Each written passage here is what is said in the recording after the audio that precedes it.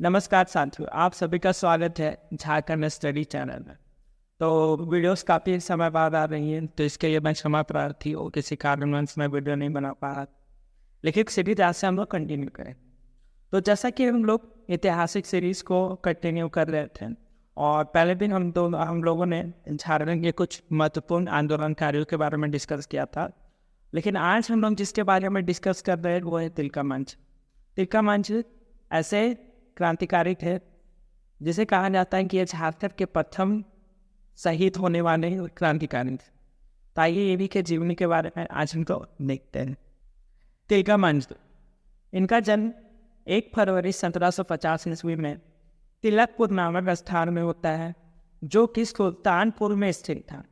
अगर मैं वर्तमान समय में बात करूं तो ये सुल्तानपुर अब भागलपुर बिहार बन चुका है।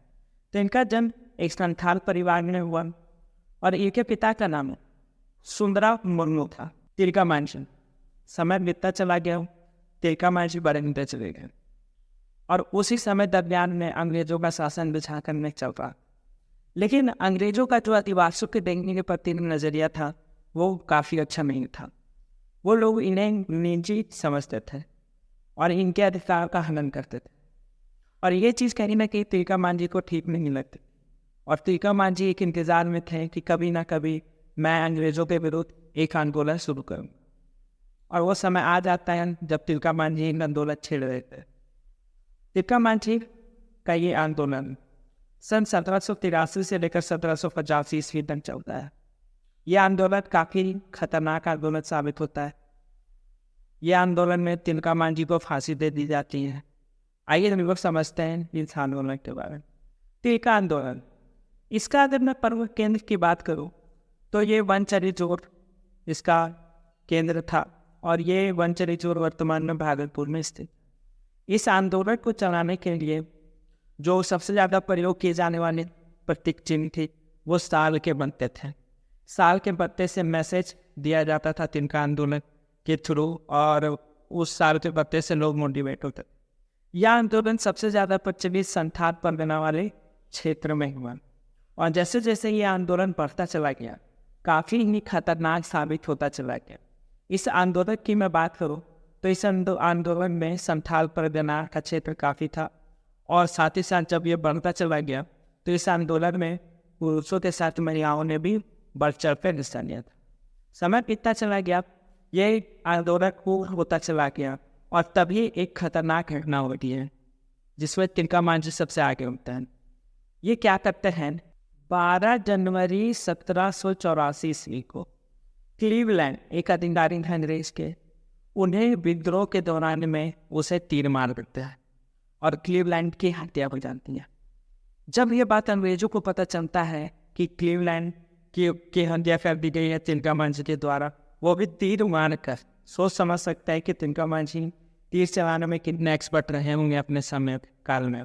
कहा जाता है कि तिलका मांझी अपने समय काल में गोरिल्ला युद्ध में भी एक्सपर्ट थे, उनको पकड़ना काफ़ी मुश्किल था। और जब क्लीवलैंड की हत्या हो जाती है तो अंग्रेजों ने काफ़ी ज़्यादा एक्शन ले लिया इस आंदोलन को दबाने के लिए, और तिलका मांझी को पकड़ने के लिए अभियान छेड़। जब तिलका मांझी को पकड़वाने के लिए अभियान शुरू हुआ तो अंग्रेज अधिकारी आयरलैंड को बुलाया गया, और ये आयरलैंड ने ही तिलका मांझी को पकड़ने का जिम्मा लिया और तिलका मांझी के विरुद्ध एक विद्रोह आंदोलन शुरू कर दिया। आइए कहानी में जानते हैं आगे हुआ क्या तिलका मांझी। यह आंदोलन जैसे जैसे आगे बढ़ता गया, सुल्तानगंज के पहाड़ी वाले इलाके में तिलका मांझी रहते थे, और यह आंदोलन वहाँ पे चलाया गया। और इस आंदोलन में काफ़ी ज़्यादा अंग्रेजों और तिलका मांझी के विरुद्ध युद्ध होता है। यह युद्ध की मैं बात करूँ तो यह युद्ध गोरिल्ला युद्ध के तकनीक पर लड़ा जाता है। लेकिन कहा जाता है ना कि ज़्यादा संसाधन ना होने की वजह से दिक्कत हो जाती है, क्योंकि आदिवासियों के पास तीर धनुष हुआ करते थे उस ज़माने में, और अंग्रेजों के पास बंदूक हुआ करते। तो समझ सकते हैं कि तिलका मांझी कितने देर तक लड़ सकते थे। अन्यथा लास्ट से ये होता है कि तिलका मांझी के पास संसाधन की कमी हो जाती है, वो कमज़ोर पड़ने लगते हैं, और लास्ट में अंग्रेजों के हाथ चढ़ जाते हैं, अंग्रेज को गिरफ्तार कर लेते हैं। अगर मैं बात करूँ कि अंग्रेज की गिरफ्तारी की बात, तो यहाँ पे एक पहाड़िया राजा था वो यानी कि उस समय पहाड़िया हम लोगों का शासन करता था, वो भी अंग्रेजों की हेल्प कर देते तिलका मांझी को पकड़वाने में।